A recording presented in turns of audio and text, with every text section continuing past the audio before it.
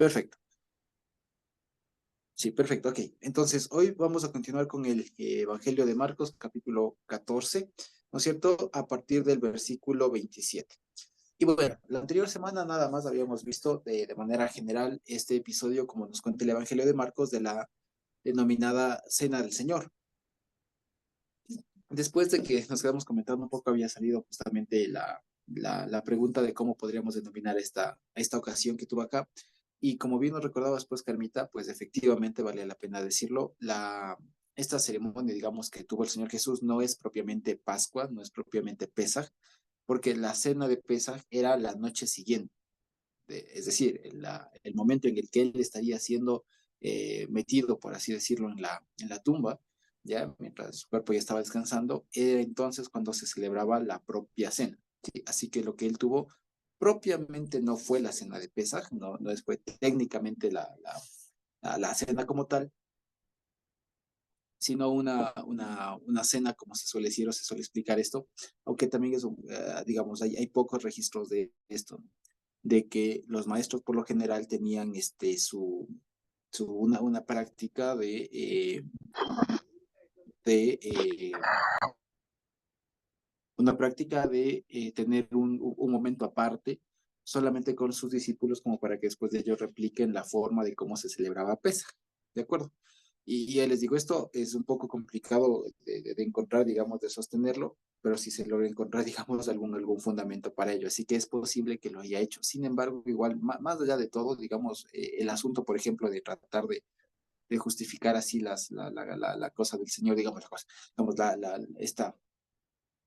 esta forma de actuar del Señor, de hacerlo no en la fecha propia, digamos, siempre va a llamar la atención. Y de pronto justificarlo, tratar de decir, bueno, eso sí se hacía en la época, pues puede ser que sí, no quiero decir, en el sentido de más allá de que haya sido una práctica usual o algo así en esa época, el asunto es que el Señor Jesús lo hizo y lo hizo precisamente por los objetivos que veíamos la anterior semana y creo que eso debe bastar, más allá de buscar alguna otra explicación y demás. Además de otra obvia, que es que cuando él estaba haciendo, que al momento de que hubiera sido la propia cena, pues ya iba a estar durmiendo, y ya no iba a estar ya bajado de la cruz y demás.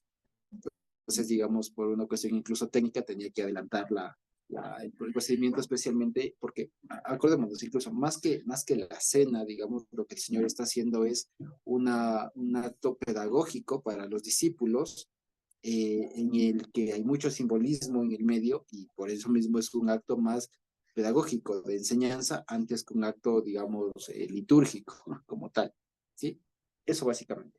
Entonces, después de esto, fíjense ustedes que en el versículo 26, diciendo, cuando hubieron cantado el himno, salieron al Monte de los Olivos.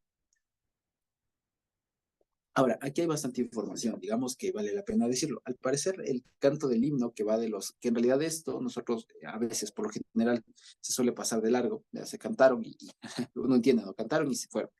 Como que si eso no fuera, digamos, muy importante, pero vale la pena pausar ahí, porque el himno es una tradición que viene desde hace mucho tiempo atrás, que quedó registrada ya en el Talmud y demás, en la forma de celebrar Pesaj,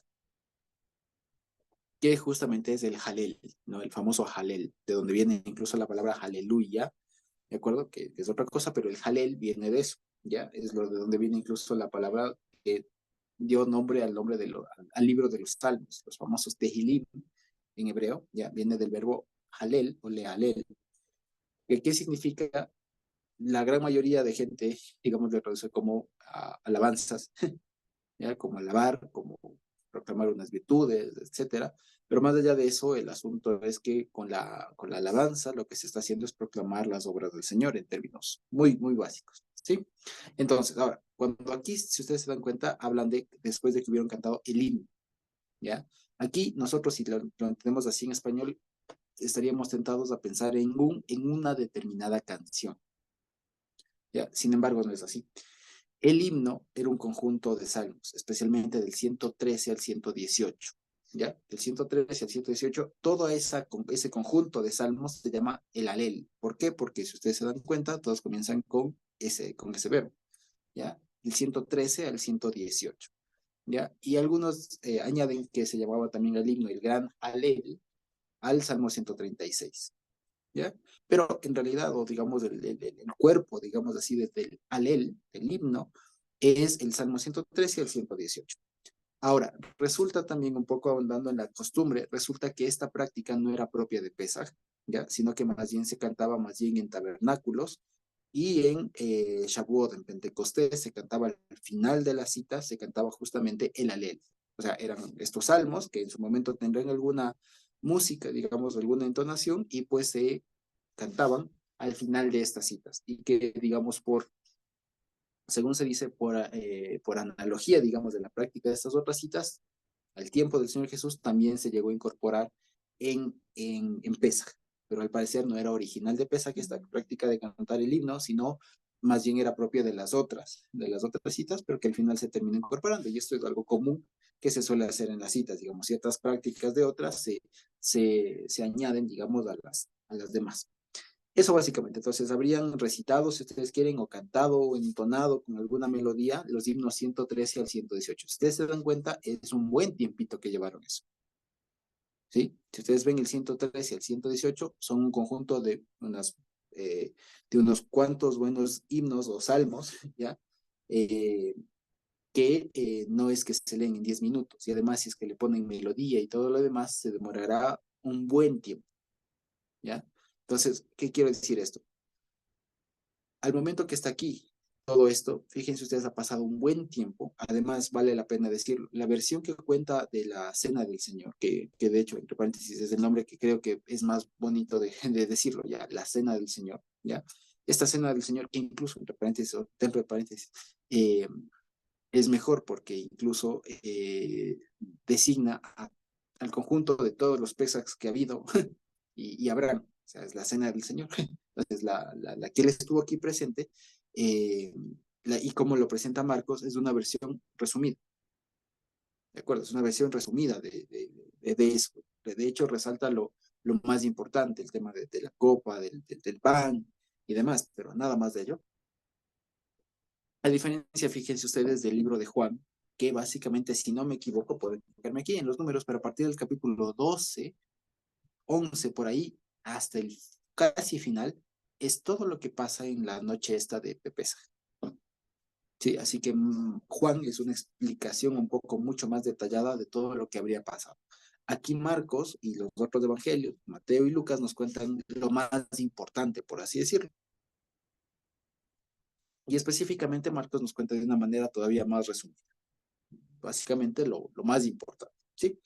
Ahora, después de esto, fíjense que con todo dice resumida, tiene algunos detalles que nos ha puesto a pensar. Ahora, lo que viene de la historia es igual muy conocida por nosotros. Pero en términos generales, si preguntáramos aquí a cualquiera de nosotros, ¿no es cierto?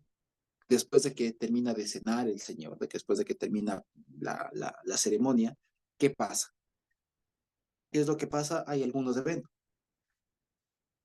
El primero, el famoso, bueno, digamos, este anuncio de la negación de Pedro, después de este tema de que salen a orar y el Señor Jesús va a orar, les encuentra dormidos y después de eso ya la captura y detención del Señor, para después seguir el tema de la madrugada, el juicio y ya después todo lo que sigue. Entonces, digamos, en términos generales, la historia no sabemos, pero resulta que Marcos tiene una particularidad. Y es que está hablando, acordémonos, este es el éxito, digamos, para entender Marcos.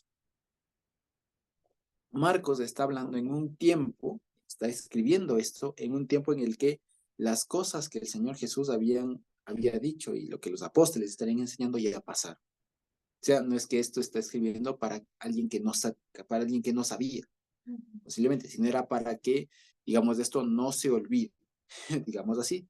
Y por otro lado, uno de los énfasis sobre las intenciones de escribir el libro de Marcos es para que las personas que estaban en Jerusalén,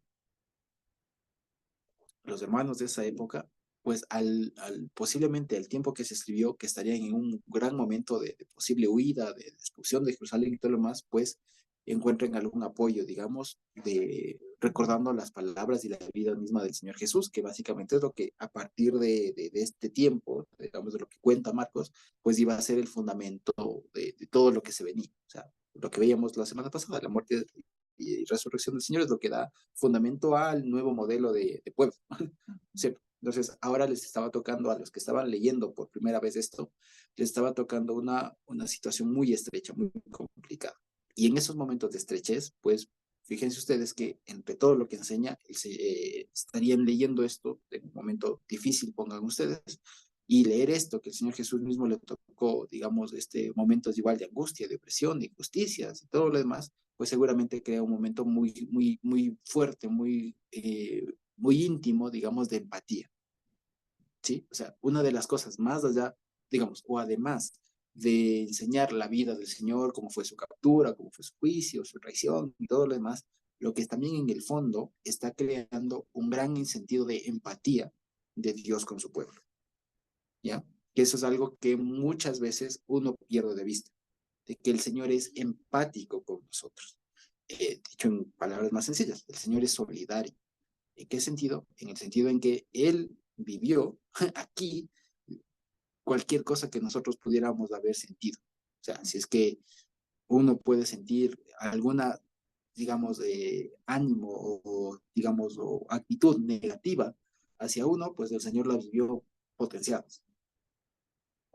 Así que Él puede decir, digamos, y uno puede decirle tranquilamente al Señor todo lo que uno puede sentir o puede sentirse o todo aquello por lo que uno puede sentirse agobiado, digamos, atribulado, con la certeza de que el Señor Jesús lo vivió en carne.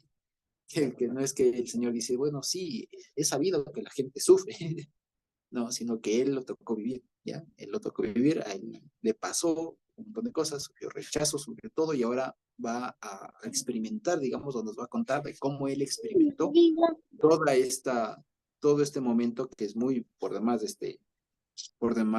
fuerte, ya, por demás dramático, intenso, ¿sí? Entonces, va a experimentar el Señor un montón de situaciones que no son ajenas para varios de nosotros. Va a experimentar asuntos como la traición, la soledad, el abandono, ya, un juicio injusto, maltratos, ya, mentiras, o sea, calumnias, o sea, va a sufrir, digamos, en el sentido no de que está sufriendo, sino, o sea, de va a ser objeto, es decir, de un montón de cosas negativas, o sea, de todo lo que puede estar mal en este mundo, ya va a ser él, lo va a sentir en su propia carne, ¿de acuerdo? Y esto comienza justamente con el evento bueno, lo que vamos a leer ahorita, el anuncio de la negación de Pedro. Ahora, lo que les decía, además de que esto, que es del metalenguaje, lo que se suele decir, o sea, el lenguaje que está más allá del texto, lo que está aquí diciéndonos el Señor está mandando un fuerte mensaje de empatía con todos. O sea, lo que está diciendo es, cualquier cosa que ustedes pueden sufrir, o de seguro les va a tocar sufrir después, no tengan miedo porque yo ya lo viví, diría él, y yo te entiendo, o sea, yo estuve ahí, a mí me pasó peor, diría él, entonces no se preocupen, o sea, con el sentido de, tengan la seguridad de que el Señor sabe cómo se siente.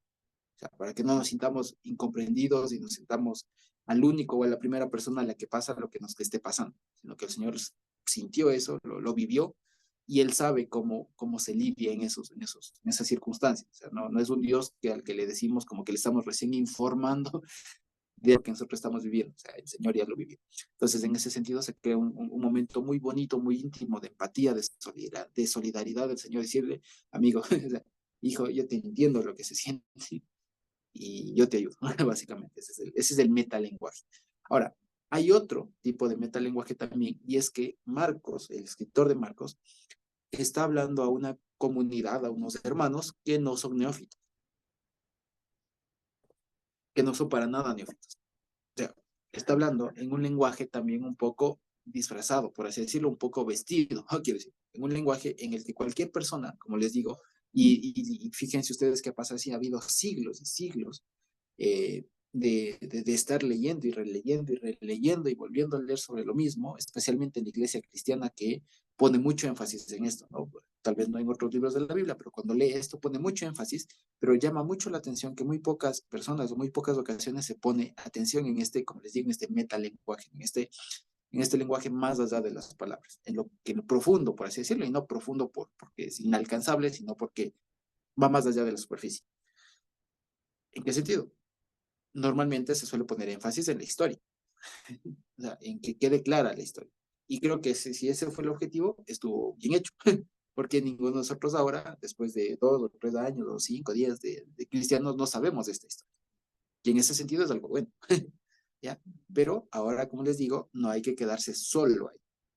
Y así les digo, ahora retomando, en este contexto, no es suficiente con saber qué pasó, porque a lo largo de todo este capítulo de Marcos hay un montón de referencias que ahora justamente a propósito de la traición de Pedro saltan a la mesa, ¿ya? Y ahora va a ser mucho más evidente y va a ser crucial, digamos, que al menos nos hayamos leído el libro de Zacarías, ¿ya? El libro de Zacarías, especialmente del capítulo 9 hasta el final, tiene partes muy, muy importantes para poder comprender todo lo que está pasando acá. Y lo que, digamos, desde una perspectiva, si ustedes quieren, espiritual, simbólica, ¿ya? Que fueron anunciadas en el libro de Zacarías, uno de los últimos libros del Antiguo Testamento, de los profetas y todo lo demás, que fue anunciado ahí y que aquí tiene un guiño muy evidente porque cita un versículo de Zacarías, ¿ya? Ese del iré al pastor y todo lo demás. Pero si nos damos cuenta, y como les digo, y esto les quisiera dejar como de tarea, de deber para esta semana, ¿ya? Que podamos leer, y no solo, bueno, digamos, me atrevería a decir, al menos leer, ¿ya? Zacarías del 9 hasta el final, hasta el 14 creo que tiene, o 13, 14. Sí, lo podamos leer, digamos, una de las cosas óptimas hubiera sido que lo podamos haber venido leyendo, pero creo que el ejercicio también va a ser más productivo si primero leemos esto y después conectamos con Zacarías, o sea, hacer el ejercicio inverso. Ya, entonces, cuando acabemos de leer esto, todo esto, digamos, de lo que vemos ahora, les pediría que vayamos hacia Zacarías al final y hagamos el ejercicio de los hermanos de Berea, ya, y hacer una especie de checklist, ya, o de verificación con Zacarías a partir del 9 hasta el final, ya. Hay algunas partes, desde ya anticipo, que de Zacarías no se comprende mucho y tampoco nos esforcemos, digamos, por tratar de dar con el significado o meternos la duda de si estará bien traducido o no. Las cosas importantes se entienden. ¿Ya? Y con eso nos quedemos. Ya, las cosas importantes se entienden y más allá de los nombres de las cosas raras, intentemos buscar el mensaje y vamos a ver que está muy relacionado con esto. Y desde el 9 hasta el final. Vale. Ahora bien, entonces volviendo a lo de Marcos, fíjense ustedes que ya les digo, parecería sencillo hablar de sí, Pedro le iba a traicionar, el Señor le anunció y después se le cumplió. ¿No es cierto? Parecería muy, muy, muy sencillo decirlo así, pero en realidad no. Aquí está dando un mensaje que está hablando en un lenguaje muy profundo, digamos, que evidentemente no estaba hecho para entenderse ese rato que estaba pasando esa noche, nadie iba a entender. O sea, esa noche nadie iba a entender y nadie entendió. Es más, ya, nadie entendió lo que el Señor Jesús estaba diciendo aquí. Por eso, lo que el Señor Jesús dijo esa noche, quedó grabado para ser motivo de recuerdo y de profundización después de que las cosas pasen. ¿De acuerdo? Entonces, fíjense, volviendo entonces ahora a Marcos 14:27, dice así. Entonces Jesús les dijo, todos se escandalizarán de mí esta noche, porque está escrito, heriré al pastor y las ovejas serán dispersadas. Pero, después que haya resucitado, iré delante de ustedes a Galilea. Entonces Pedro le dijo, aunque todos se escandalicen, yo no. Y le dijo Pedro, amén te digo que tú hoy, en esta noche, antes que el gallo haya cantado 2 veces, me negarás 3. Pero él, con mayor insistencia, decía, si me fuere necesario morir contigo, no te negaré. También todos decían lo mismo. Hasta ahí. Entonces, fíjense, normalmente uno pone el énfasis en la negación de Pedro, ¿no? En este tema y se suele, digamos, hacer mucho énfasis en la actitud humana de que ante cualquier escenario como esto, ¿no es cierto? Es muy fácil decir, no, yo jamás te negaré, y se pone énfasis en esto de la veracidad de la palabra del hombre ante el momento de la verdad, básicamente. Entonces, fíjense ustedes, pero, digamos así, quisiera asumir que ello está entendido. O sea, que de alguna manera nosotros hemos ya comprendido y ya tenemos asumido, asimilado, quiere decir, que el ser humano, en términos generales, obrará como Pedro. En el sentido de darle una palabra de yo jamás te abandonaré y el rato del rato verá por sus propios intereses. Esto que demuestra, pues precisamente que hasta que el Señor Jesús, o hasta que el Dios mismo no circuncide el corazón, no le dé el espíritu, el poder pues la persona no va a estar dispuesta a dar su vida por la causa de Cristo. Básicamente es eso el mensaje con Pedro. Sin embargo, más allá de esto de Pedro, hay un asunto, el versículo que cita. Y si ustedes se dan cuenta y sus Biblias de pronto tienen una notita al pie de página, van a ver que les manda a Zacarías. ¿Ya? Y eso justamente fue lo que muchos, o digamos no muchos, algunos se han dado cuenta y se dieron la tarea de leer todo el libro de Zacarías y comenzaron a notar esas cosas. Ahora, fíjense ustedes, si yo solamente me ciño a este texto, ¿ya? Y estoy, por así decirlo, me pongo en las sandalias de un hermano de la ciudad de Jerusalén, que posiblemente esté sitiada en un momento complicado, ¿ya? Y estoy leyendo esto y no tengo más en la mano sino el libro este, ¿ya? Y yo digo, y esta carta que me habrá llegado, no este pergamino, ¿no es cierto?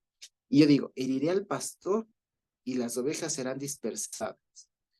Y además de esto le añado que soy una persona que creció o tiene algún conocimiento, ¿cierto?, del Antiguo Testamento, ya sé que esto está en Zacarías. El asunto es que fíjense ustedes, si yo me quedo solamente con este versículo, voy a decir un montón de cosas.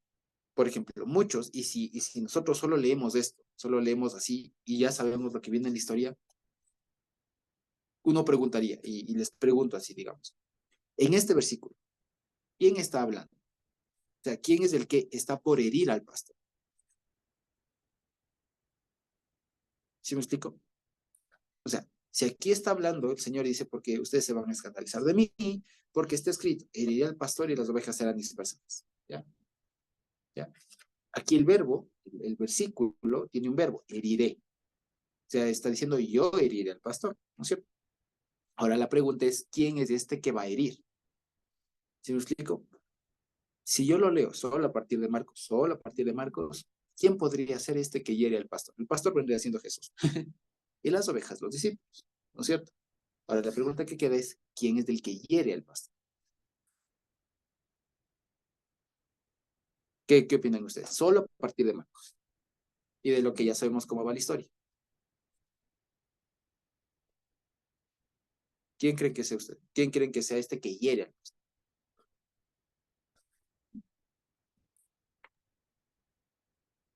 ¿Será Satanás?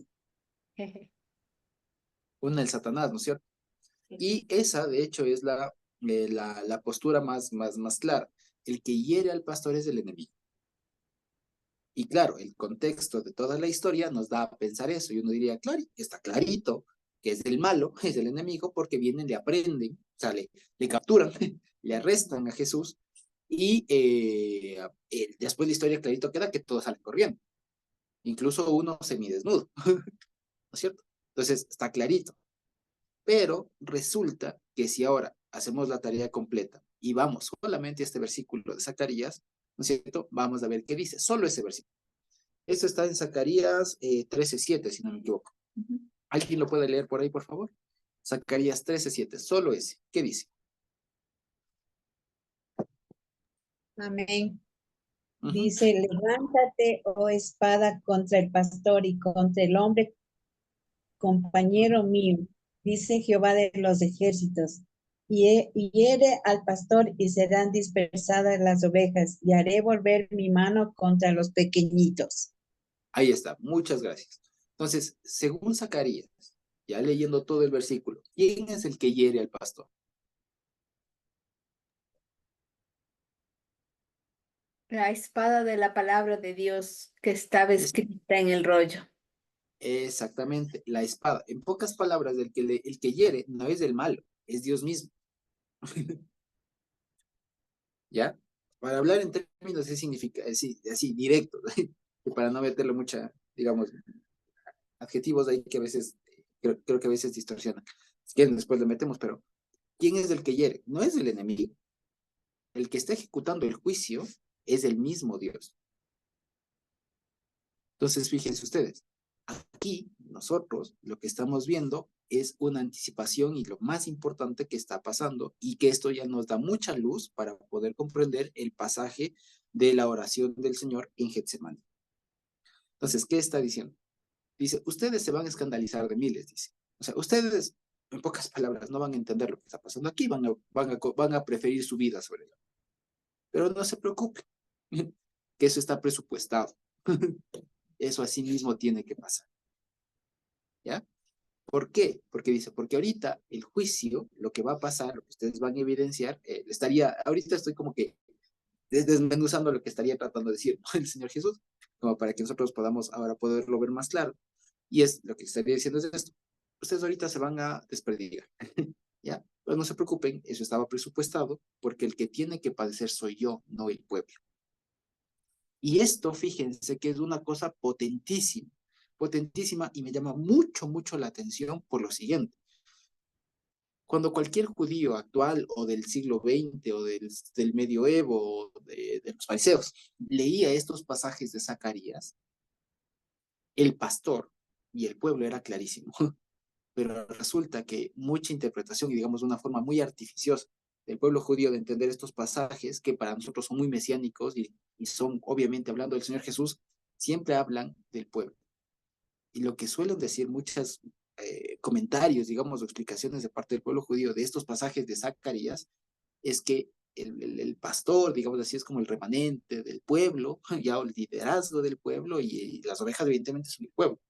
Pero todo queda, digamos, encerrado en el pueblo. O sea, todo lo que diga o sea, más clarísimo, o sea, Isaías 53, ya el famoso siervo sufriente, para el pueblo judío es el pueblo. O sea, el pueblo de Israel fue el que sufrió, fue el que casi que murió, resucitó y todo lo demás, ¿ya? O sea, básicamente esa es la interpretación que tiene el pueblo judío. Y es más, el asunto, como les decía, aquí es que lo que está diciendo el Señor Jesús aquí para nosotros incluso es que esta es la forma de entender estos pasajes. No está hablando del pueblo, está hablando de él, ¿ya? O sea, que esa profecía que le fue otorgada a Zacarías y que quedó escrita hace algunos años, ¿ya? No está hablando del pueblo, está hablando de la función del Mesías, básicamente de Dios en carne, si ustedes quieren, ¿ya? Eso es lo que está hablando. Y la forma de entenderlo, como les digo, si uno piensa en personas una vez más, y piensa en padre, hijo y no sé qué, pues no va a cuadrar, ¿ya? Aquí hay que entender como Dios hablando a través de sus potestades, de sus facultades, de sus diferentes características. Entonces, hay una parte de Dios que se manifiesta exclusivamente a través del juicio, ¿ya? A través del juicio, a través de la justicia, si ustedes quieren, ¿ya? De la justicia, más que el juicio, porque el juicio parece condena. Entramos justicia, a través de la justicia, ¿ya? Y hay otra parte del Señor que se manifiesta a través de un compendio, como diría Colosenses, una forma compactada, ¿ya? Una forma comprimida, digamos, de la plenitud de la deidad, una forma compatible con este mundo, por así decirlo, que eso es lo que viene siendo también el Mesías, ¿ya? Pero si lo vemos en términos generales y no vemos personas, sino vemos atributos, vemos características y pensamos en Dios no como no solamente como una persona, sino como algo más complejo, ¿ya? O sea, estamos hablando de Dios, ¿ya? Entendemos que el Señor mismo estaba diciendo de una forma camuflada lo que iba a pasar, ¿ya? Y al respecto me he puesto un poco a pensar y diciendo, ¿por qué Dios? ¿Por qué es que Dios tuvo que decir estos mensajes de una forma así? Una forma así. Y una de las razones que se ve es precisamente para que la gente que no es se confunda y termine diciendo cualquier cosa y por eso se diferencia que quién es de quién no es, básicamente. Y por otra, incluso para que incluso el mismo Satanás, el enemigo, no esté al tanto. ¿Sí me explico? O sea, el Señor Jesús mismo, Dios, cuando mandó su palabra y todo lo demás, lo manda encriptado, no solo para humanos, ¿me explico? Sino para ángeles y todo lo demás, de tal manera que solo quienes tengamos su mente lo podemos entender. ¿Me explico? Entonces, esa es la cuestión. Ahora, por eso es que el Señor lo hace de una manera que él mismo se terceriza. Entonces, la espada, dijo el Señor, sale espada y hiere al pastor. Evidentemente está hablando de él mismo. Evidentemente la palabra, es como decía Carmita, ¿no? Entendemos la disposición de matar, de herir, de quitar la vida, por así decirlo. Es evidente eso. Entonces, fíjense ustedes cómo es una forma, un lenguaje un poco complicado de entender, pero que ya poniendo las piezas en su sitio fluye. Lo que está diciendo es, Dios mismo, yo, en mi calidad de juez, justo, dispuse que yo mismo tengo que morir. Y esa disposición, esa espada, si quiere, esa sentencia, esa disposición escrita, iba a llegar en algún momento a hacerse carne. Es lo que está diciendo. Y cuando aquí el Señor Jesús está trayendo a colación eso, está diciendo, no se preocupen, porque eso ya fue dicho. Y eso no va a cambiar. Ustedes van a pensar que esto se acaba, pero no se preocupen. Y es más, cuando después de esto lo vuelvan a recordar, van a caer en cuenta de cómo es que tenía que pasar y cómo pasaron las cosas. Y hoy lo podemos ver así. Pero si fuéramos cualquiera de los discípulos que estuvieron ahí, hubiéramos dicho aquí ya se acabó todo, le prendieron al maestro, estuvo muy bonito mientras duró y se acabó. ¿Me explico?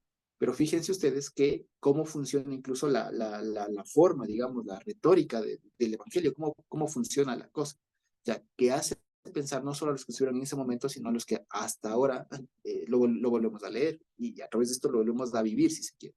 Entonces, fíjense ustedes cómo piensa, cómo es la forma de pensar del Señor. ¿Ya? O sea, el Señor Jesús, como les digo, y Dios mismo, al ser Dios, no piensa como un humano. ¿Ya? Y ahí ese versículo de sus pensamientos no son mis pensamientos. ¿Ya?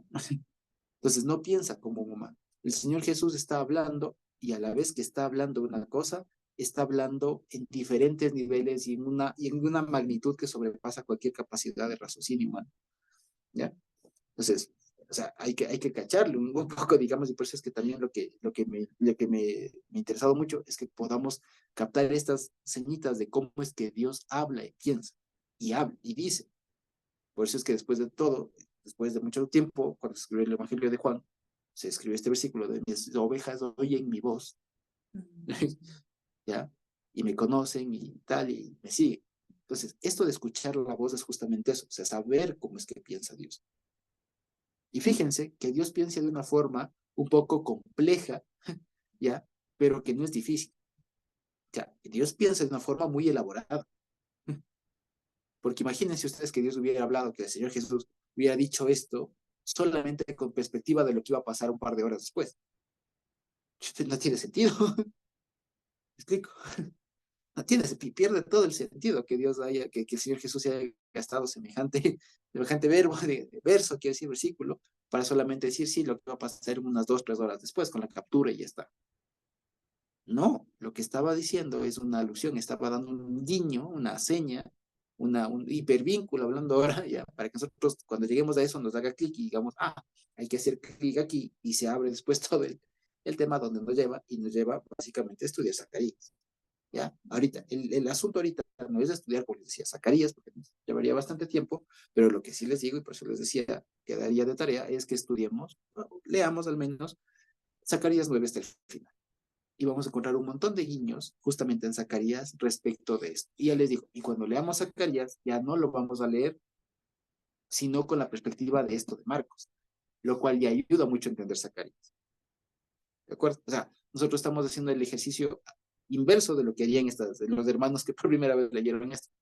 Los hermanos que por primera vez leerían esto, primero serían a Zacarías, por así decirlo, a leer y después dirían, claro, nosotros hacemos al revés. A partir de la vida del Señor Jesús, regresamos a ver si hicimos clarito. Ahora sí entendí. Bueno, cualquiera de las dos, el resultado es el mismo. ¿Sí? Así que fíjense, cuando el Señor Jesús está entonces diciéndoles el ideal pastor y todo lo más, lo que le está diciendo, poniendo ahí un guiño, un hito, ya una marca ahí, es para que cualquier persona de los que vaya a enterarse de esta historia después tenga el trabajo, tenga por así decirlo, la delicadeza, no, quiero decir, el trabajo, digamos, el deber, si se quiere, de ir a leer donde viene todo lo más. O sea, y por así decirlo, el trabajo de ver, digamos, son un poco raro, pero lo que quiero decir es que tenga esa necesidad, si ustedes quieren, de no quedarse con con el puro relato como está. Porque como les digo, si uno solo lee Marcos y no hace, digamos, el trabajo como lo debería, ¿no? De ver todo, resulta que uno termina pensando que el que le hiere al pastor es el enemigo. ¿Me explico? Y ahí está, como les decía, el término de lo que les decía, la forma de cómo habla el Señor. ¿Ya? Entonces el Señor habla de una forma camuflada. habla en código, por así decirlo. de tal manera que quienes como nosotros tenemos el Espíritu, lo desciframos y decimos, ya entendí lo que me quiere decir el Señor. ¿Ya? Entonces, fíjense, a veces lo que dice el Señor lo dice a propósito como para confundir a los que no saben. Y ya les digo, mucho se pone el énfasis en donde no se tiene, en donde no está, por razones como esta. Entonces, vas de manera sencilla. Lo que está diciendo el Señor Jesús ahorita, vamos a entrar al clímax, a lo que viene. Pero no se preocupen, eso estuvo así pensado siempre. Ustedes ahorita van a salir corriendo. Y eso es necesario, porque esto no le corresponde al pueblo. O sea, eso es lo más importante, que el pueblo ahí no es el protagonista. Ahí el protagonista, el que tenía el deber, la obligación autoimpuesta, ¿cierto? De dar su vida y de que sea herido por su propia palabra, por su propio decreto, por así decirlo, o que reciba esa sentencia, esa decisión, digamos, a partir de su propia palabra, de su propia decisión, ¿no es cierto? Era Dios mismo. No iba a recaer sobre ninguna otra persona ni el pueblo. El único que podía hacer esto era Dios mismo. Eso es lo que está diciendo. ¿De acuerdo? Entonces, fíjense. Tanto es así que, por ejemplo, les sigue diciendo, ¿no? Después que haya resucitado. Y si ustedes se dan cuenta, después, si ustedes siguen leyendo después Zacarías, también hay guiños a la resurrección del Señor. Y hay guiños de que Él guía a su pueblo. Y este es un guiño justamente a Zacarías 13, 14, si no estoy mal, de que habla de que el pastor después, Dios mismo, guía a sus ovejas. Y él dice, yo después de que haya resucitado, iré delante de ustedes a Galilea. Y este verbo, ahí de iré delante de vosotros, no recuerdo cómo se dice en griego, me disculpo, pero la intención podía ser, digamos, tenía varios significados. El uno era dirigir, como pastorear, justamente, ¿ya? Y el otro es el adelantarse, ¿ya? El adelantarse. O sea, lo que tendría dos significados. Si yo le leo como dirigir, como el Señor encaminar, lo que él le estaría diciendo es, cuando yo resucite, yo les voy a ir encaminando, dirigiendo hacia Galilea. Por otro lado, si es que lo entendemos con el otro significado, es que él se iba a adelantar y él les iba a esperar en Galilea. O sea, cuando los discípulos lleguen a Galilea, se van a encontrar con el Señor. El asunto es que hay aquí una pequeña discusión, ¿ya? Sobre en dónde mismo es que fue la ascensión, porque aquí está hablando, hay un guiño a que nosotros conocemos como la ascensión, ¿no es cierto? Y resulta que aparentemente no sería en Galilea, ¿ya? No sería en Galilea, ¿ya? Entonces, de tal manera que, ¿qué está hablando aquí?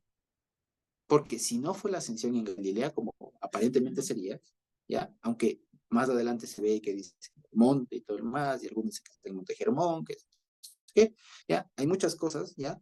Pero aparentemente les digo así, no sería en Galilea, ¿ya? No es que se fue al norte, sino más bien sería más cerca de Jerusalén, ¿ya? Donde estaría pasando esto, la famosa ascensión. ¿Por qué dice Galilea? ¿Me explico? Entonces, el asunto es que aquí Galilea básicamente es como se le conocía, ¿no? Galilea de los gentiles. Entonces, al parecer, digamos así, lo que está hablando es un lenguaje vestido, un lenguaje que cualquiera de nosotros le está diciendo, bueno, cuando resucite tienen que emprender el viaje a Galilea. Pero no, evidentemente no está hablando de eso. Y una vez más vemos que Marcos, digamos, uno tropieza cuando lo toma Marcos literal. ¿Ya? Entonces, ¿a dónde quiere decir o qué estaba pasando, qué está diciendo? Lo que está diciendo en términos generales en estos dos versículos, básicamente es esto. Yo voy aquí a morir en función de lo que yo mismo dispuse de mí, y el Señor, ¿cierto? Pero no se preocupen, esto va a servir para que ustedes vayan después a los gentiles. En pocas palabras, ¿ya? Eso en poco. Que básicamente es la labor que les iba a tocar a los discípulos. O sea, lo que les estaría diciendo es, ahorita ustedes se me van a dispersar, pero no se preocupen, después yo les agarro, resucito, les termino de formar a ustedes y van a ir a Galilea, ¿ya? Entre comillas, ¿de acuerdo? Entonces ahí, claro, Pedro, fíjense ustedes, le entiende de manera textual, aunque todos se escandalicen, yo jamás, y todo el más, y ahí sí le pone los pies sobre la tierra al Pedro y le dice, antes de que el gallo cante 3 veces, antes de que el gallo cante 2 veces, tú me habrás negado 3. Los otros, no, Señor, si es que tú te vas, yo muero contigo y te lo... Entonces, esta parte, como les digo, vuelve a poner el énfasis en el ánimo humano. ¿cierto? Y por otro lado contrasta con esa, digamos, esa previsión del Señor, ¿no? De que ya sabe, él ya vio cómo se iban a dar los eventos y sabía que el Pedro, pues en ese momento en el que estaba, iba a preferir su vida sobre la del Señor, ¿sí? Y que, por dicho de otra manera, incluso el Señor más le convenía tenerle a Pedro vivo que ahí, digamos, siendo totalmente fiel por último, ¿ya? En todo caso, eso. Ahora, digamos, ya cuando lleguemos al episodio, justamente cuando canta el gallo y todo lo demás, vamos a ver que esta es una frase, digamos, nada más que hacía alusión, no a que había literalmente un gallo en el templo, lo cual es muy extraño, ¿ya? O que tampoco hacía referencia a un sacerdote que se llamaba el gallo, sino que simplemente el cantar del gallo era el despuntar del sol, así de sencillo, ¿ya? Era una frase idiomática, ¿ya? Es el despuntar del sol, ¿ya? El canto del gallo. Entonces, antes de que el gallo cante dos veces, que sea antes de que esté bien salido el sol, tú ya me habrás negado, ¿ya? Entonces, porque acuérdense que todo esto está pasando de noche a madrugada. Entonces, cuando dice, cuando cante el sol, pues quiere decir, cuando ya salga el rayo del sol, despunte, tú ya me habrás negado. Eso es lo que le está diciendo en lenguaje muy, muy cotidiano. Pero como aquí, una vez más, como les digo, a veces en la Biblia hay frases idiomáticas de la época que no tienen sentido. ¿Ya? Es como lo que normalmente, no me gusta poner este ejemplo, ¿no? Acá tenemos muchas frases que si las tomáramos literalmente no tendrían sentido, como por ejemplo, me fui hecho un cohete. Es literalmente, o vengo hecho un rayo, ¿ya? O vengo como Toreto, alguna cosa así. O sea, evidentemente, si lo tomo literal, no tiene nada de sentido. Y menos aún si es que yo digo, me voy hecho un rayo. Eso es literalmente no tiene sentido. Es ilógico. Pero ya que entendiendo eso en el contexto, ¿qué quiere decir? Me voy muy rápido. Pues ese tipo de frases había en la época y quedaron a veces registradas, como esta del canto del gallo. El canto del gallo no es otra cosa sino ya a la mañana, cuando comienza a despuntar el sol. Exacto, antes de que amanezca. Entonces, por ejemplo, sí, eso básicamente. Eso es una frase idiomática, se llama una frase idiomática, que eh, perdió su contexto por los milenios, los siglos, y a veces, y ahora, pasado casi 2000 años, o 1000 años y más, se entendió de manera literal lo que no lo. Y por eso es que muchas veces en muchas adaptaciones de esta historia, ¿no? Se suele poner que justo cuando Pedro está en las últimas, ¿no? No, yo no le conozco, suena un kikiriki, y no fue así. Lo que sería más bien y que es mucho más impactante es que despunte el día. Porque a partir de que cante el gallo, se despunte el día, comienza el juicio. Lo cual todavía para él, fíjense ustedes, todavía lo estamos adelantando, pero para Pedro, cuando ya vio la luz del sol, cantar el gallo, ¿no es cierto? Debe haber sido todavía más choqueante porque ahí debe haberle hecho clic algo y dijo, Dios mío, ya entendí lo que va a pasar. ¿Ya? Entonces, fíjense ustedes. Ahora, siguiendo, pues tenemos este tema de la oración en Getsemaní. ¿De acuerdo? Una vez más, es un episodio que no es nuevo para nosotros y que aquí Marcos lo presenta a su estilo, a su manera, ¿ya? Los otros evangelios presentan con más o menos detalles, ¿ya? Y vamos a verlo. Entonces, en el 32 dice, Josué, primero, sí, una consulta. ¿El tema de dos veces tendrá algún sentido? no me puse a pensarlo así, digamos. Es evidente que hay una forma, digamos, de proporcionalidad, o sea, de que más rápido amanece antes que digamos así, o sea, digamos, hay una cuestión como de probabilidad, digamos, o sea, tan cierto que es que amanece como que tú me vas a negar. Básicamente es eso. O sea, no creo que, no sé, la verdad no me puse a pensar en un tema de relación de 3 2 alguna cosa así, pero lo que sí pude ver, digamos, hasta donde pude ver, quiero decir, es que hay una relación de proporcionalidad. O sea, más seguro es que tú me niegues, digamos, lo tan seguro es que tú me niegues, como que amanezca. Esa es la relación, digamos, ahí. Ahora, si la verdad no me he puesto a pensar en términos de números. Posiblemente hay algo. Lamentablemente yo ahorita no lo sé. Sí.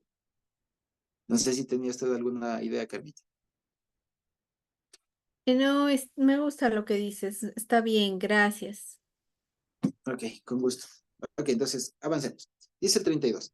Vinieron pues a un lugar que se llama Getsemaní, ¿no es cierto? Y dijo a sus discípulos, siéntense aquí entre tanto que yo voy y oro. Y tomó consigo a Pedro, a Jacobo y a Juan, y comenzó a entristecerse y a angustiarse. Y les dijo, mi alma, voy a leer como ya sabemos, mi ser está muy triste hasta la muerte, quédense aquí y velen. Yéndose un poco adelante, se postró en tierra y oró, que si fuese posible pasase de él aquella hora. Y decía, Abba, el Padre, todas las cosas son posibles para ti, aparte de mí esta copa, pero no lo que yo quiero, sino lo que tú. Luego vino y los halló durmiendo y dijo a Pedro, Simón, ¿duermes? ¿No has podido velar una hora? Velen y oren para que no entren en tentación. El espíritu, la verdad, está dispuesto, pero la carne es débil. Otra vez fue y oró diciendo las mismas palabras. Al volver otra vez los halló durmiendo porque los ojos de ellos estaban cargados de sueño y no sabían qué responder. Vino la tercera vez y les dijo, duerman ya y descansen. Basta, la hora ha venido, he aquí el Hijo del Hombre es entregado en manos de los pecadores. Levántense, vamos, he aquí se acerca el que me entrega. ¿De acuerdo? Entonces, este episodio de la oración creo que vale la pena y ahora creo que va a fluir un poco más con todo lo que hemos visto en las anteriores ocasiones. Entonces, primero que vale la pena decir, Getsemaní como tal no es un nombre registrado.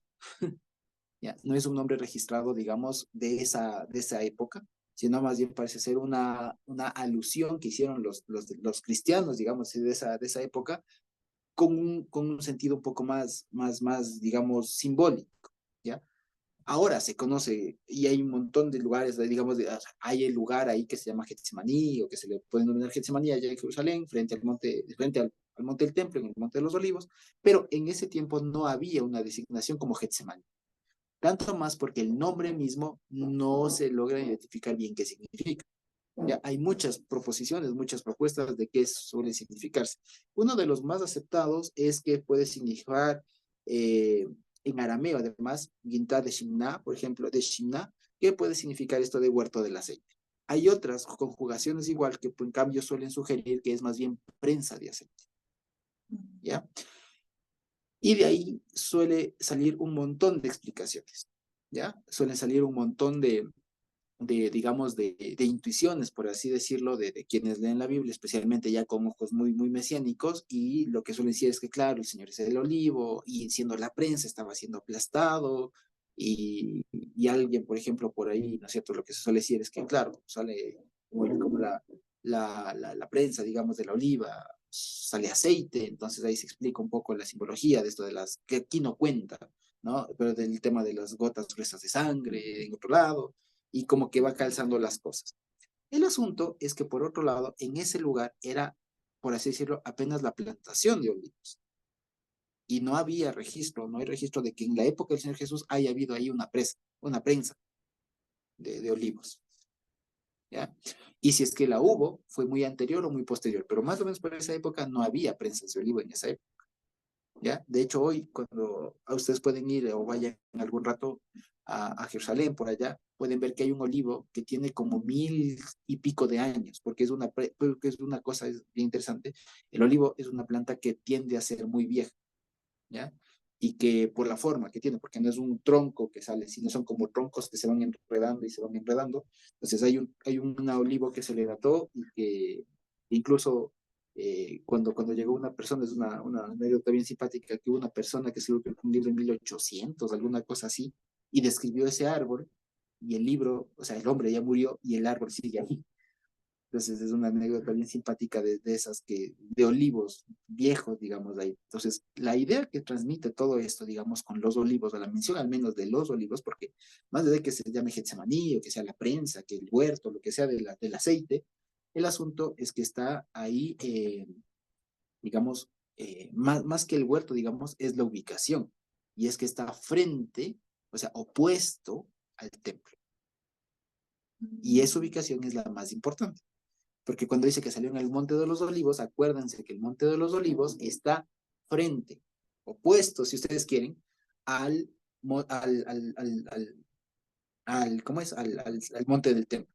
Donde estaría el templo, el monte de los Olivos está al frente. Entonces el Señor Jesús estaría orando, estaría pasando esto con miras o frente, con la vista hacia el templo. Entonces esto hace un contraste, pero muy significativo. Más significativo que poner el énfasis en los en los aceititos, en lo que sea, digamos, más allá del ánimo de prensado y todo eso, ¿ya? Eso por un lado. Segundo, cuando él dice, no, siéntense aquí entre tanto que yo oro, ¿ya? Entonces, el asunto aquí, fíjense ustedes que es una cosa una vez más, ¿ya? Está repitiendo este tema de las ovejas se dispersan y el pastor es herido. ¿En qué sentido? Esto es algo que me toca hacer a mí. A lo mucho ustedes pueden acompañar. Fíjense ustedes que si como a veces se suele retratar, ¿no? De que Jesús era un hombre, que no sé qué, que no sé cuánto, como algunos suelen decir, la actitud no sería quedarse solo. En esos momentos lo que quisiera es estar acompañado. Y cualquiera de nosotros diría, hermanos, agarrémonos de las manos y oremos aquí todos juntos y nadie se duerme porque es que estoy triste y todo más. Pero no, el Señor Jesús prefiere la soledad. Prefiere una compañía a distancia. Por así decirlo, lo que da la idea y transmite el mensaje de que esto tenía que hacerlo solo el Señor. En sus dos acepciones de la palabra solo. O sea, de solamente Él y sin compañía, ¿cierto? Entonces el Señor Jesús tenía que hacer esto solo, ¿de acuerdo? Y después dice, tomó consigo a Pedro, Jacobo y a Juan y comenzó a entristecerse y a angustiarse. Y estas palabras, estas frases de aquí, traen a colación muchos, pero muchos, por no decir todos los salmos, precisamente, que se les conoce ya ahora como mesiánicos. Por ejemplo, el Salmo 22 y muchos otros que hablan justamente de este momento, ¿ya? Lo que llama la atención una vez más es la frase que utiliza el Señor aquí, que dice, mi alma está muy triste, con la traducción, ¿no? Hasta la muerte, quédense aquí y velen, ¿de acuerdo? Entonces, fíjense ustedes, primero, que aquí se puede entender de dos maneras. La primera, que esto está diciendo el Señor Jesús porque es algo que Él siente, o sea, es como que le está informando a sus discípulos cómo está su ánimo, digamos, en ese momento, ¿de acuerdo? Esa es la primera. Entonces, y básicamente es la forma en cómo normalmente se ha entendido este pasaje. O sea, todos se lo toman una vez más de manera literal el asunto y piensan, asumen que el Señor Jesús está triste, está angustiado, ¿cierto? Y está en un momento como de crisis interna, ¿no es cierto? De que quiere morir, pero no, y todo lo demás. Entonces, ¿qué les parece si más bien lo vemos como piensa el Señor? Ya les digo, la forma de pensar de que esto de que estas palabras que el Señor está diciendo es una información de su ser interno, digamos, de lo que está sintiendo en ese momento, pues es entenderle al Señor Jesús como que si fuera humano. Evidentemente el Señor aquí no está hablando en su calidad o sea, desde una presunta humanidad. Lo que está haciendo el Señor Jesús está dando una vez más guiños para que lo que Él dijo en ese momento después se recuerde y con eso se profundice en lo que Él dijo.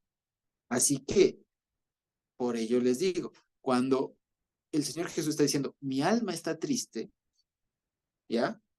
Es decir, está muy triste, o mi ser está muy triste, no debemos asumir que el Señor Jesús está diciendo, oigan, estoy muy dolido, me siento mal. No, lo que está diciendo el Señor Jesús es recitando o dando guiños a partes de la escritura en donde se hable esto. Y hay algunos salmos, ahorita justamente se me perdió donde tenía anotado, digamos, este tema de los salmos de donde hablan del alma triste, pero básicamente son los salmos mesiánicos. Y hay algunos que hablan justamente de esto, hasta la sepultura. ¿Ya?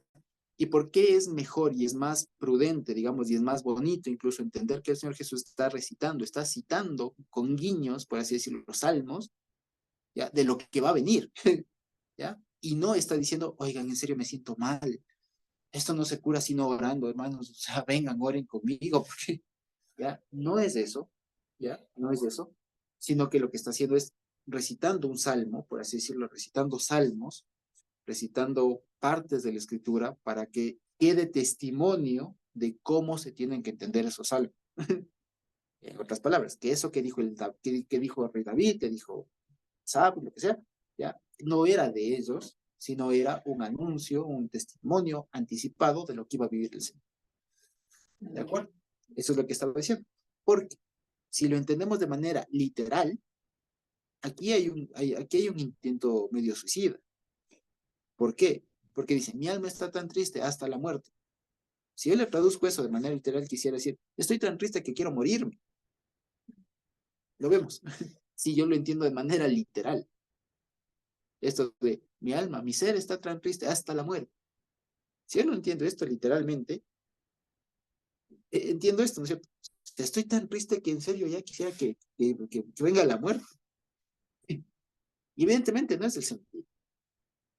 Pero si vamos a los salmos y buscamos, y por eso les digo aquí, inconscientemente le estoy dejando algunas tareas, vayamos después a los salmos y busquemos en dónde es que aparece esta frase. Mi alma está triste, o está afligida a veces, pues, ¿ya? Igual, hasta la muerte. Y vamos a ver en el contexto que es un salmo mesiánico, que describe ese momento muy poético en el que el Señor Jesús, Dios, se ve solo, por así decirlo, se ve solo y lo plantea desde una perspectiva no del Dios todopoderoso, digamos así, desde su función de Dios todopoderoso, invencible, sino desde su función de amor, ¿ya? Que en función de amor tiene que renunciar, digamos, de esas potestades que tiene de acabar con todo y que se sujeta a su justicia y dice, yo estoy ahorita solo, o sea, nadie más está aquí para ayudarme, es algo que yo lo hago, ¿ya? O sea, luego voluntariamente lo hago así y no hay nadie más a mi lado. Y lo único que veo es todo el poder de la maldad. ¿Me explico? Ese es el asunto. Es una descripción poética hermosísima de ese momento. O sea, uno puede sentir tristeza, abandono, lo que sea, pero jamás, digamos, nos vamos a topar en un escenario en el que realmente Dios diga, aquí no hay nadie que me acompañe. Y nadie puede acompañar. No hay nadie que aguante y que se vea solo y rodeado por todas las fuerzas de Dios. Es un momento, pero intenso, intensísimo, súper intenso, ¿ya?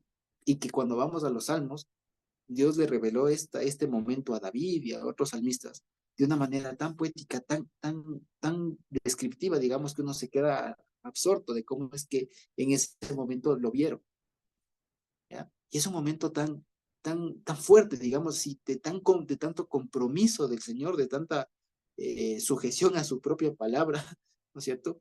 De que en realidad Él dice, aquí estoy solo, aquí estoy, y no hay otra forma.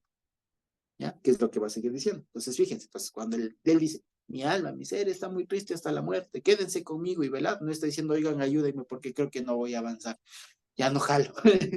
No, no está diciendo eso. Lo que le está diciendo es, acuérdense del salmo, pues por eso le dice, quédense y velen. O sea, fíjense, lo que le está diciendo es, hagan el ejercicio, ¿no es cierto? O sea, no se duerman, hagan el ejercicio de velar, o sea, de estar pendientes, estar vigilantes.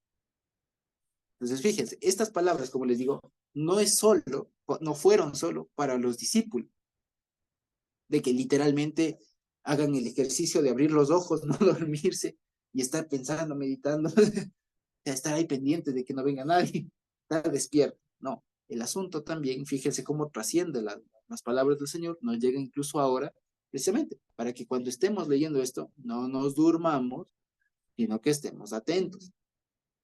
¿Ya? Y fíjense una vez más, a veces lo que ha pasado y lo que suele pasar es que la gente se duerme en este sentido.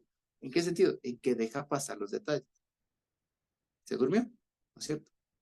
Entonces, ¿qué suele decirse? Lo que suele decir, Jesús estaba triste, estaba acongojado, ya no aguantaba más. Y no, eso es dormirse. Entonces, aquí la instrucción es, cuando leamos esto, despiertes, no deje pasar los detalles. ¿Sí? Familia Gordón. Mm, sí, una pregunta. Eh, verás.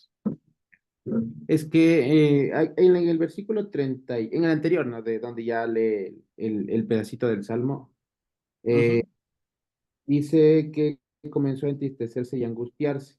Entonces, bueno, más o menos yo quería preguntarte, o sea, que no sé si en algún punto, o sea, yo sé que no debió haber tenido esa actitud de desesperanza, ¿no? ujú, Te digo, estamos escuchando a bueno, un teólogo. Decía que tuvo miedo y así, y que, bueno, unas cosas medio raras. Entonces, no me calza eso tampoco. Pero como aquí, no, ¿cómo le entenderíamos de ese versículo 33 que dice que comenzó a entristecerse y angustiarse? O sea, ¿qué actitud sería esa? Entendiendo que no está teniendo una desesperanza ante lo que viene, ¿no? Sino más bien Un que tipo sabe de lo que va a humano. pasar y, o sea, sí, Exactamente. sí me hago entender la Muy pregunta. buena pregunta. Muy buena pregunta. Podemos leer el Salmo 22:11. ¿Qué dice? Sí, el Salmo 22, entonces dice, sí. Ujú. ¿Qué Dice, dice? no te alejes de mí porque la angustia está cerca, porque no hay quien ayude. Ujú. Exactamente. Entonces, la respuesta a esto es una cosa. Por eso les decía, es un lenguaje un poco complicado, digamos, por una parte, porque no es, una vez más, si lo tomo literal, puedo fallar. Entonces, ¿qué es el asunto? La forma en cómo está construido Marcos, cómo está elaborado este episodio, a partir, o sea, en Marcos, no es que nos está contando, digamos, del fuero interno, ¿no? O sea, no es como estos, por ejemplo, digamos, o sea, no es un relato, o sea, no es una historia, digamos, en la que cuando habla así, digamos, te está describiendo el personaje, o sea, te está contando una historia en conjunto. Por ejemplo, ustedes han visto este tipo de literatura, por ejemplo, en donde en determinado momento abre un paréntesis y dice, y en ese momento el protagonista sintió mucha cosa, tal, tal, tal, tal, tal, tal, tal. ¿Me explico? Como que si porque es del autor, digamos, del que está tratando de, a través de su historia, dar contenido, dar unas características a los personajes que él se inventó, digamos así, que le está contando esa historia. ¿Ya? Entonces abre paréntesis y trata de explicar lo que está sintiendo, lo que está pensando, lo que tal, porque en eso está, digamos, la riqueza de ese tipo de literatura. ¿Ya? Hay literatura, por ejemplo, en donde hacen hablar objetos, hacen, pero esto no es así. Me explico, este libro de Marcos no es que te está enseñando, el objetivo de Marcos no es presentar el fuero interno del Señor Jesús. Lo que está tratando de decir Marcos, y por eso les decía, no es un texto tan sencillo así como para tal, y es donde se pierden a veces hasta teólogos, ¿cierto? El asunto es que Marcos, la forma en cómo está construido es para demostrar cómo se va encajando la escritura con lo que pasó el Señor. Y una forma, si se quiere, más elevada, más compleja de entender la escritura. Entonces, a pesar de que aquí diga, ¿no? Y él comenzó a entristecerse y a angustiarse, ¿ya? Esto, obviamente, despierta dudas como la que tú nos planteas, pero hay la forma sencilla de decirlo, y se complementa con el siguiente versículo. Él mismo lo dice, o sea, incluso si es que suprimiéramos esto, después de lo dice, mi alma está triste, que sería mucho más complicado. ¿Lo vemos? Entonces, el asunto es decir, el asunto es ver que no está describiendo el fuego interno del Señor. No es que Marcos supo cómo se sentía y por eso nos informa, sino que a través de la redacción lo que nos está diciendo es, esto acuérdense que está escrito. Y entre los dos versículos hacen guiños a partes de la escritura que hablan justamente de ese momento en el que el Señor se iba a enfrentar a algo que tenía que hacer él solo. Eso básicamente. Ya, sí, entendí. ¿Cómo que Jesús está citando? Exacto, el Señor Jesús y, o sea, por un lado el Señor Jesús y por otro lado el escritor de Marcos están citando salmos. Es todo. Eso es todo. Sí, entonces, fíjense ustedes, sería, digamos así, está construyendo la historia a partir de lo que pasó y concatenando con salmos, con partes de la escritura. Entonces, es otra forma de describir, digamos, si ustedes se dan cuenta. Entonces, no solamente, y entonces Jesús salió y se sintió alegre, o se sintió Solo son triste. frases de cómo se sentía Jesús, sino que Jesús estaba citando ese salmo, o sea, es como, igual como el que dice, cuando ya les crucifican, igual está citando. Exactamente, eso, y ese es el asunto que marca. Entonces, en algunas partes, digamos, de la escritura, el texto va a decir cómo estaba escrito, para que se cumpliese lo que estaba escrito. Y en algunas otras partes, como en esta, no dice eso, ¿ya? Y no hace falta que lo diga, porque ya se sabe que son guiños a salmos referentes a ese momento. Entonces, una vez más, ahí digamos, lo que esta persona ha sugerido, me parece que se equivoca. ¿Por qué? Porque piensa que el estilo de Marcos es el de una novela. Y no es el de una novela, el de un cuento, digamos, en el que se puede, en algún momento el autor del libro sabe o conoce cómo es que el personaje se sentía, ¿cierto? Y por eso detalla su fuero interno. ¿no? Lo que aquí está haciendo Marcos es construyendo, inspirado por Dios, toda la historia, para que cualquier persona que lea, sea por lo uno o por el otro lado, pues calce con las escrituras que se debería saber. Ese es el asunto. Por eso les digo, es una escritura un poco más avanzada. Ya no es lectura, así nomás. Digamos, o sea, se nota que, digamos, esto nos da cuenta incluso que los hermanos de Jerusalén de esa época no eran neófitos, no eran neófitos. O sea, sabían ya buena parte de la escritura y por eso se daban, digamos, la confianza de escribir así, por un lado. Porque evidentemente no es fácil. Ya les digo, al punto de que si uno se toma literal la cosa, se equivoca. Fíjense, entonces, es una escritura un poco compleja, digamos, avanzada, o sea, nivel intermedio un poquito para arriba, digamos, en el sentido de conocer la escritura, conocer el lenguaje, conocer la historia, ¿ya? Entonces, ya les digo, si me tomo literal, fracaso. Y eso lo vemos a lo largo de todo, cómo estaba compuesto Marcos, ¿sí? Eso básicamente. Entonces dice, yéndose un poco adelante, se postró en tierra y oró que si fuese posible pasase de él aquella hora. ¿Ya? Y ahora fíjense ustedes, aquí hay unas cosas muy importantes, muy interesantes de cómo incluso Jesús oraba, porque dice que oró y se postró en tierra. Que esto, más allá de cualquier cosa, es la forma en cómo bíblicamente se oraba, ¿ya? Incluso como el pueblo judío mismo oraba. Ahora ven que el pueblo judío no se inclina, ¿ya? Y una de las razones es porque vieron que el pueblo árabe hacía lo mismo, intentaron diferenciarse. Entonces lo que hacen es al menos menearse y todo lo demás. Pero la forma bíblica de hacerlo, como lo hacía al menos Daniel allá en Babilonia, más era inclinarse, era postrarse y así se oraba, ¿ya? Así se oraba. En orar, una vez más, en todas las acepciones que hemos visto que tiene la palabra oración. Aquí, por ejemplo, vamos a ver otro tipo de oración, que muy complejo que lo hagamos nosotros, ¿ya? Porque fíjense, aquí el Señor Jesús, si nosotros lo vemos una vez más, literalmente, uno parecería que estaba haciendo una petición ante una autoridad superior llamada el Padre, ¿me explico? A fin de que de alguna manera vea alguna forma de que le salve, de que no tenga que vivir lo que le toca, lo que le venía, pero finalmente diciendo como una forma de incluso podrían decir algunos, resignación, de que ya ni modo, o sea, sí, pero no lo que yo digo, sino lo que tú, ¿ya? Entonces, no es así. Una vez más, eso viene, entre otras cosas, por el concepto que se tiene de oración. Si nosotros pensamos que orar es solamente pedir algo, pues ya pensamos que Jesús estaba aquí pidiendo. Y no, si lo vemos dentro de las otras acepciones que tiene la palabra orar o el verbo, la acción de orar, resulta que lo entendemos de manera diferente.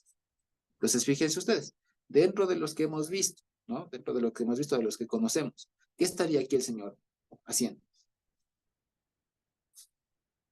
¿Estaría pidiendo perdón? Evidentemente no. ¿Estaría poniendo su causa delante de Dios? No. ¿Aquí qué está haciendo? Aquí está haciendo, fíjense ustedes, un nivel, por así decirlo, muy avanzado de oración. ¿Ya? Porque pregunta, si Jesús es Dios, ¿ante quién comparece?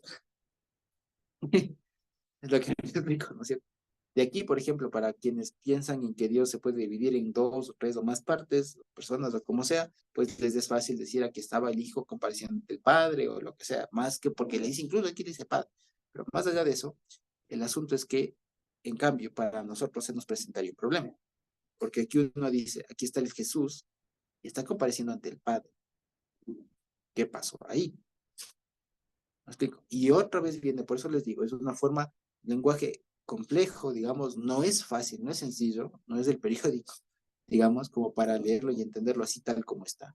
Y como les decía, esta es una oración, digamos, es un nivel alto de oración, un nivel complejo de oración, o sea, un nivel, por así decirlo, experto, o sea, que no cualquier persona va y ora así, que es un momento de oración, de acercamiento a Dios a través de la recitación de la escritura. ¿Ya? O sea, por ejemplo, alguno que tuvo esta experiencia, digamos, es el mismo rey David, ¿ya? El mismo rey David tuvo esta experiencia. de que muchas de sus oraciones, incluso por petición de perdón y todo lo demás, era una recitación, digamos, de la voluntad de Dios. Si lo vemos. O sea, no era solamente una experiencia personal, una expresión de júbilo, de tristeza, de angustia, lo que sea, sino que era en realidad un momento en el que lo que uno dice son las mismas palabras del Señor. Y es en ese sentido un ida y vuelta. Que se acuerdan que ese era el concepto, digamos, que se tiene de la oración. Una cuestión recíproca, ¿no es cierto? ¿Ya? Tal. Entonces, esa es la cuestión. Entonces, ¿qué está pasando acá? No es que el Señor Jesús está diciendo, Dios mío, sálvame, no quiero, me duele, me va a doler, ay, Dios mío. No, no está diciendo, Padre, ayúdame. No, lo que está haciendo aquí es dando un testimonio, además, una vez más, de que esto le tocaba hacerle a él solo. Y cuando él comparece y dice, ¿no? Abba, Padre, primero, que aquí vale la pena decirlo. Aquí podríamos decir que está mal traducido. ¿Por qué? Porque Abba, primero que nos dice Abba, ¿ya? Primero que nos dice Abba, Padre.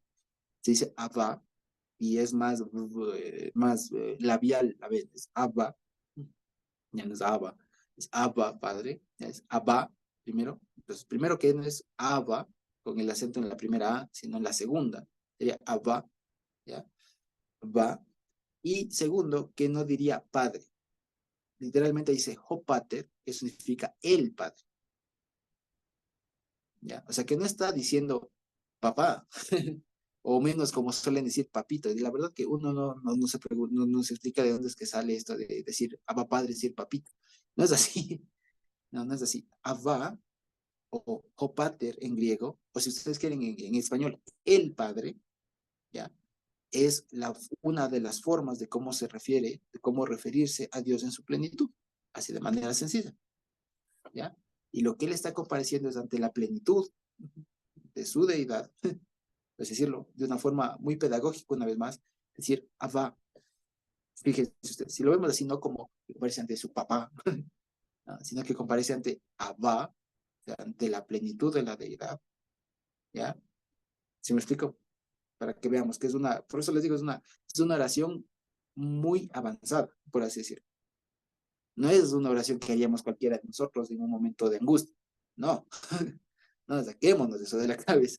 Aquí lo que Dios está haciendo es una oración, es una demostración de cuán complejo es Él. Es decir, y por otro lado, que no hay que entenderlo como una oración de cualquier mortal. No, no.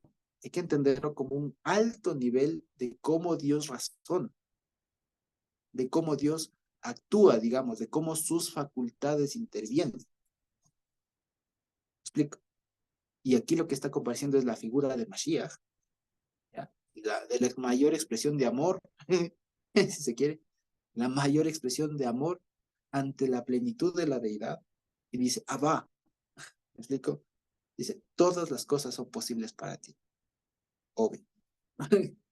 ¿Ya? Dice, aparte de mí esta copa. ¿Sí? Dice, pero no lo que yo quiero, sino lo que tú. ¿Ya?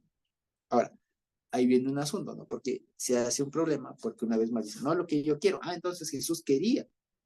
No, lo que está diciendo es, básicamente, busca, hay que leerle entre líneas, digamos. Lo que está diciendo es, Abba, ahora me presento ante ti como último momento previo a que esto se ejecute, para que quede testimonio de que esta era la única forma,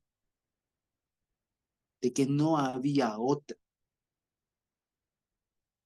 de que si no se hace así, no se hace de ninguna otra manera.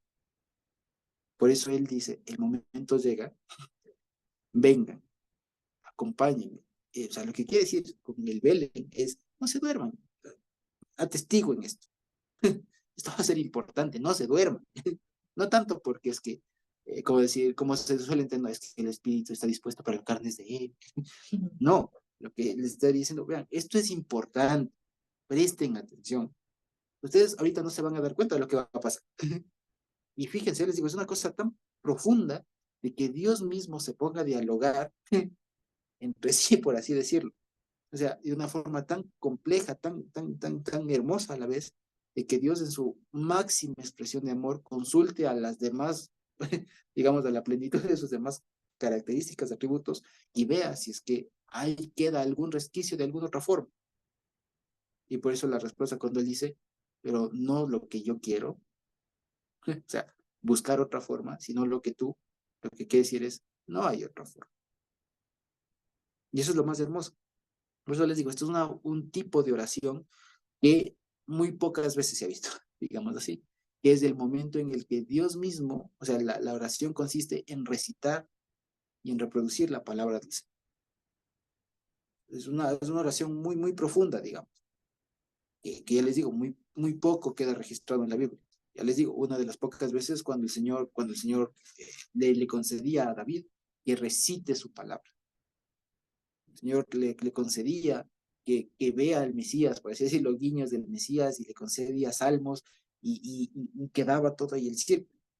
Ya les digo, es un nivel de oración, de comunión, de introspección, digamos. Introspección, de acuerdo, que la oración básicamente es eso. Está haciendo una introspección dentro de todo lo que se llama Dios, todas sus disposiciones, de todas sus promesas, de todo, todo, todo, todo, todo. Y la conclusión fue, no hay otra. Por eso es que es un momento tan sublime, tan importante, es tan relevante este momento que les dijo, vean, no duerman, no se duerman, acompañen, velen una hora, ya, velen una hora. Y dicen, ¿no? Para que no entren en tentación y todo. Entonces, este asunto de que para que no entren en tentación, la forma sencilla de entenderlo es, vean, lo que les digo, este es un momento tan importante que ustedes están atestiguando, ustedes están dando testimonio de cómo operó esto, de cómo quedó un testimonio, una evidencia de que no había otra forma. Y ustedes van a tener la oportunidad de decir, así fue. Nosotros vimos que no había otra forma y ahora entendemos por qué. ¿De acuerdo? Pero, como dicen el 40, ¿no? Les oyó otra vez durmiendo y todo lo más, y en la tercera les dijo, ya, duerma, descanse, basta. Entonces, fíjense ustedes, esta forma, digamos, de salir de ahí del Señor después de esta oración, ¿cierto? O sea, es una cosa, pero que uno a veces como humano no logra entender. Una forma tan profunda, digamos, de Dios haciéndose o sea, analizando todo Dios mismo dentro de sí, digamos. Es un momento súper complejo, ya les digo, y además en la madrugada, medianoche, ¿ya? Nosotros evidentemente cansados, todo lo demás, pero un momento tan sublime, digamos, tan indescriptible, ¿ya? Que acaban de evidenciar estas personas, y el Señor después, habiendo hecho todo esto, y con la conclusión de no hay otra forma, les dice, ya, basta. He aquí el Hijo del Hombre viene a ser entregado en manos de los pecadores. Levántense, vamos, he aquí, se acerca el que me entregue. ¿Ya? Y hasta ahí. Entonces, fíjense que es un momento muy, muy sublime y, por así decirlo, el compendio de todo lo que hemos visto desde esto de la negación de Pedro y todo lo demás, ¿cuál es? No es otra, sino no había otra forma de hacer lo que el Señor vino a hacer, sino que Él mismo le tocaba hacer. No había otra forma y no había otra persona. No había nada ni nadie más que Dios y en ese momento para hacer lo que tenía que hacer. O sea, era ese el momento. Eso es lo que nos quiere decir Marcos. O sea, lo que nos quiere decir de una y varias formas es, no había otra forma. Esto estaba prescrito, estaba presupuestado que pase así. No había otra manera. Y eso es lo maravilloso, que no había otra manera. Porque fíjense, si hubiera habido otra manera, digo, queda en tela de duda todo lo demás. ¿Ya? Entonces, por eso les decía, todo este tema de la cena y todo lo demás está fundamentado en el concepto de Hoc, de estatuto, de promesa, que no hay otra, no había otra manera. ¿Sí? Y eso es lo más hermoso, digamos, de estos versículos. Así que ya Dios, mediante la siguiente semana, continuaremos con el versículo 43 hasta donde mayormente podamos. Digamos que de aquí justo ya se hace una especie de sándwich, incluso después, que se hace un contraste entre Judas y Pedro. Ya se hace una especie de contraste entre Judas y Pedro, y pues bueno, ya está el tema de la captura del Señor y demás. Entonces, quizá tenemos alguna pregunta por ahí, y si no, me disculpo por habernos extendido un poquito igual ahora. Y si no, podemos ir terminando por ahora. ¿Sí? Quizá tenemos alguna pregunta o comentario por ahí.